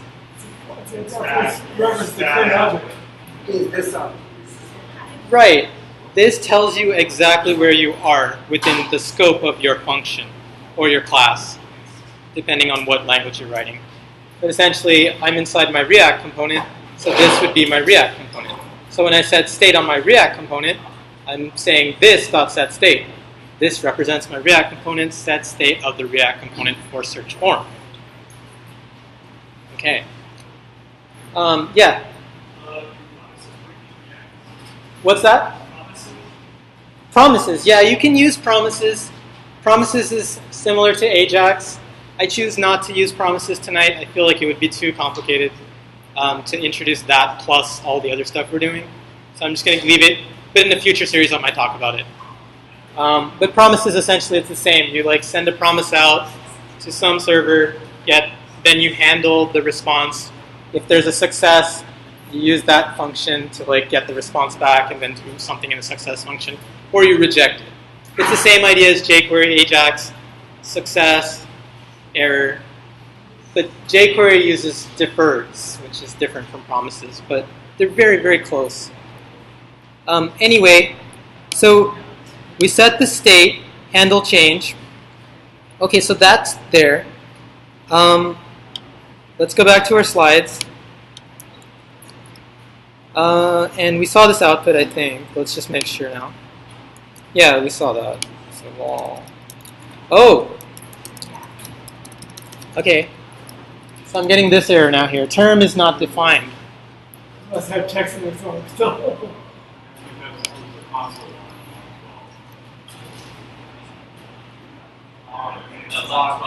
Console log text now. Line 12. Line 12, okay. I'm jumping up. Okay. Let's try this again. Okay, so cannot set state of undefined. Who knows what this error is? Define function.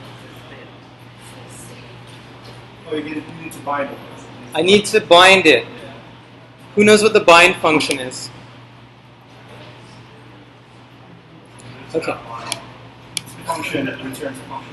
Right, it's a function that returns a function with the correct this value set. So by default, our bind is not working. We didn't bind the function. So our handle change is not working because we didn't bind. When you say handle change dot bind, and we want to bind our React component. So that's what we're going to do up in this constructor. Remember, this constructor is for initialization code. Now if I save this, and I come back here, it works. I got rid of that bind issue. You're going to see that a lot, and I really, like, if nothing else, like, this might be difficult, but I do want you to understand, like, why you need the bind function. It's important. So, okay, we're getting there. Very close. Okay, so now we have the term. We can see it's frozen down here. We're setting it on the state. Our application has different states. Each component has its own state, but it's watching its own state. And so as the state changes, from the parent to the children, everything gets refreshed each time the state changes. So if our movies change from the application, they get processed down. This is called one-way binding, as opposed to two-way binding from Angular. The reason for this was because when they came out with Angular, it was like, oh, two-way binding, write stuff, and then like it makes the paragraph change on the page. But nobody knew why, right? Here, React, we're forcing you to understand what's going on behind the scenes. So you're like, okay, now I get, oh, I had to actually bind. And I had to figure out, okay, I'm setting this, I'm seeing, the form, like I can't type the form by, default, but as I get very granular, I say, okay, I'm gonna have a variable that I'm gonna watch, and then as I update my variable from the form, I'm gonna basically be like watching each step of the way before it finally gets output. That's essentially what's going on here. You're getting more granular. It's annoying, I know, for like people who don't care, but it also is very important. Like you kind of understand better, okay, this is what my code is doing, as opposed to just saying it's magic. And then if you're like, they're broke, I don't know why, jQuery sucks. Angular sucks. Next framework. Okay. Back to this thing here. So we saw that. Now we're going to talk about props. So you may have heard about the term this.props. So essentially, over here, I'm in app.js. This is the next line of code I'm going to write. I'm saying, on submit, I want to use a find movies function. And this find movies function is going to exist in the app level. And then in my search form, I'm going to use this dot props in my handle submit function on submit, and I'm going to pass up my states term after I have looked at it, examined it, and said, hey, this is ready to go. So before I pass my state, I'm console logging here, but I could also do some validation, just make sure, okay, this person's not typing in some crappy stuff. But when it's ready, I can send it up to my app, and then the app will take the correct term that's already been validated and everything, and then do the movie search. And then the movies will load as part of our success callback and push all the way down to all of our components, and we'll see the magic appear, right? Would it matter if you did get or post? So if you are doing quick thing, like if you do a get request, you're basically doing a read request. Yeah. You're just saying, hey, I want a list of movies. If you're making a post request, you're saying, hey, this is another movie I have. I want to push it up to the current known list of data. Okay. Very, very close, guys. Appreciate your time. Okay, so so we're going to go up to the app level. That's where I'm going. And I'm going to add a prop here. I'm going to say on submit. And I'm going to say right here. What do I have there on my notes? Form find movies, I think. Okay. So I'm going to say, all right, here's a function called find movies. And guess what? This is where I put my Ajax call. So I'm going to say term. And I'm going to say, I'll just paste it in here.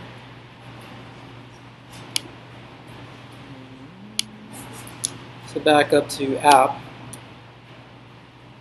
So here I just have called it handled term submit. Is that what I called it here?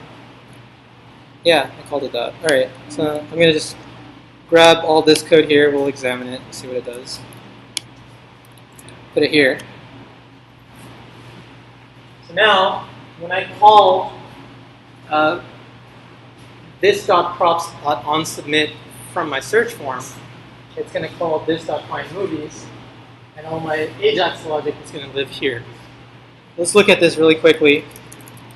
So we're going to get the term from our search form component. It's managing terms only. App manages movies. So once we get the term, then we want to create a URL, right? So we always do it in Ajax request. Here I have ES6 syntax again. So with ES6 syntax, as opposed to writing var my URL, then adding like a plus sign and concatenating, ES6 allows you to just put $, and these brackets here for your variable, and then it'll compile everything together, which is very nice. You don't have to sit there and like concatenate a whole bunch of stuff. Here I've got a simple Ajax request with jQuery. By the way, let us make sure we have jQuery up here. So I don't have it. I need to put it here. And really quickly, our URL is going to be on DB API. We're going to pass the term. We're going to expect JSON back. On success, we're going to get some results. We're going to look at the results. We're going to say, okay, our movies are going to equal our search results. And then we're going to set state on our movies state. Right, so now it's a blank array. Does that make sense? So this component app is responsible just for the movies. Right now it's blank, so there's no movies. But once we get that Ajax request and it goes through, then the movie's there and everything will refresh, re-render, then we can finally pass them into our props. So let's save that, come back over here. So in my handle submit function here, I'm just going to say this.props, and then I'm going to say, what did I call it? On submit. Yeah, on submit. Okay, term. And, actually, yeah, this.state.term, because it doesn't know what term is by itself. Okay, back to our local host, refresh, frozen, submit, saying this can't read props of null. Okay, so did I save it? I think I did. Let's just close out some of these files here. Okay, so this.find movies, this.props, handle submit. This is a search form.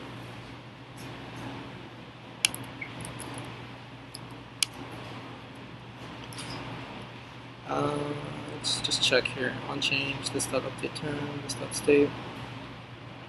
Is the name of the function correct? You know what? Let's just change this to something else. Submit.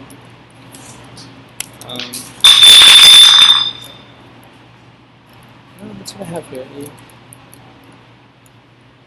let's just console log on some this.props. So test. Okay, so I'm getting this.prop null. Let's see why.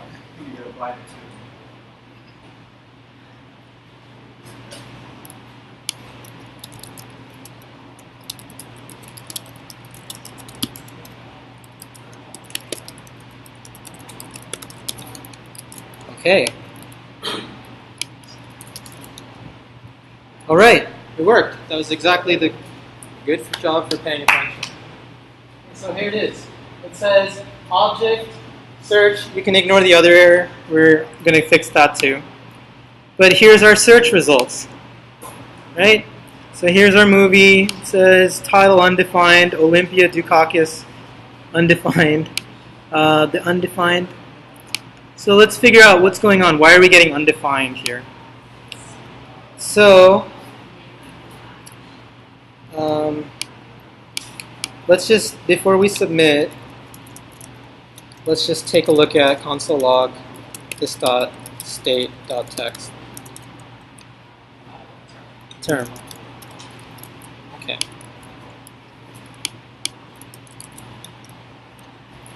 So submit is undefined. And let's see here. You didn't name it. What's that? You name it. I'm not sure if that's the thing. Let's see. It's this.state.term. So we have it here. It's frozen. And then console log text.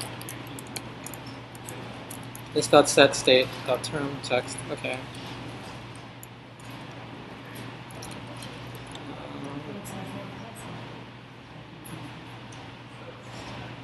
Let's see what I have in the other code here. Just real quick, just jump over. Okay, so back over to search form. So I have handle term change, and then I'm basically saying this.setState, eTarget value. So I've just said text over here, eTarget value. And let's see here. Go get movies.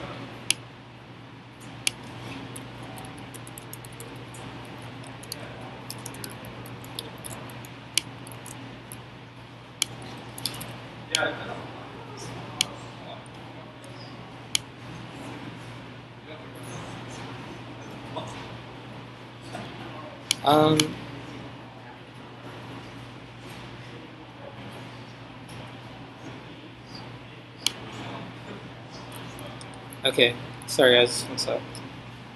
Change. So I'm just going to grab this over from here and see what happens. So we said let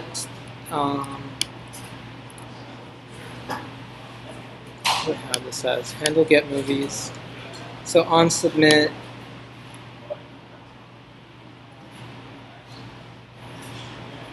Let's make this on term submit. I think I have on submit. Yeah. Okay, almost done. Okay.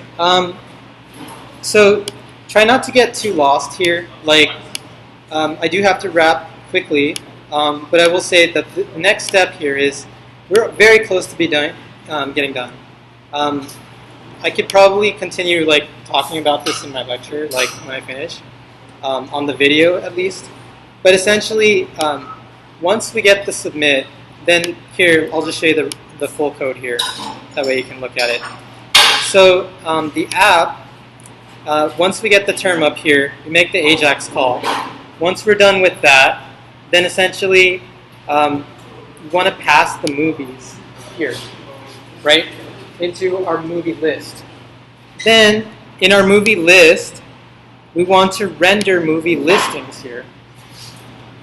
And essentially what we're doing is we're getting our movie from our props, and that comes from the app. And then, of course, we're going to set the movie poster, the title. And then down here, we're going to render the movies. And then in our listing, we're just going to grab the props and say poster, title here. And then we're done. And then essentially you have a working movie app. So we were really close. The hardest part about live coding is that like you tend to kind of like make errors. When you're by yourself, like you can fix those errors because you're not explaining it. But at the same time, yeah, we're really close. Like we came extremely close.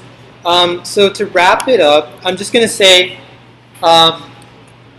if you get this far, you're a hero because you're pretty much, you kind of understand how React works.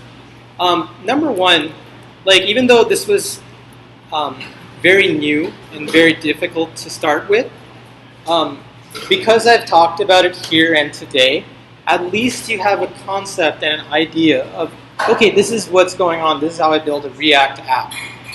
React is about code organization. When we write our code organized this way, it becomes easier to diagnose, and then we don't have a bunch of jQuery code running around.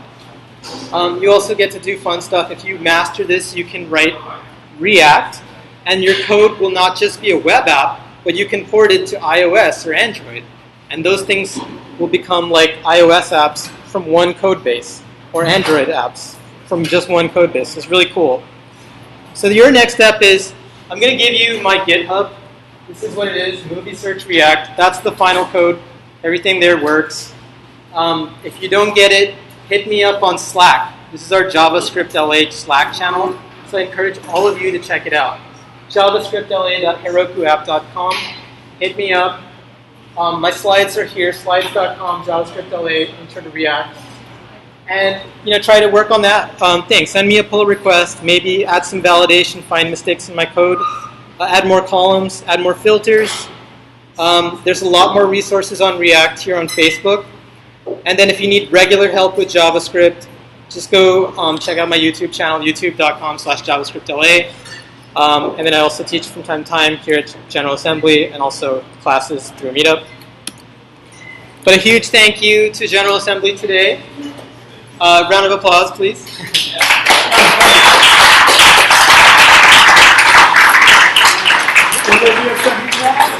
Yeah, so there will be a second class, and I'm working on trying to get this down, like so that it's like more condensed. But there's a lot of info to digest too, so I don't want to gloss over it. So, but thank you, the audience, because like we had 110 signups, I think more than that today. So please spread the word. Talk to everybody you know about this group. Please help us grow and become bigger. We can get better speakers too, like from Facebook or Google or whatever. But you'll always have me too. And then one more thing, we do have a raffle. So let me just do that really, really quickly. For those of you who stayed. So we're going to pick somebody randomly. They're going to win some swag. We're going to hit random email. pdrunk@gmail.com was selected. That's you. Okay. Win GA bag.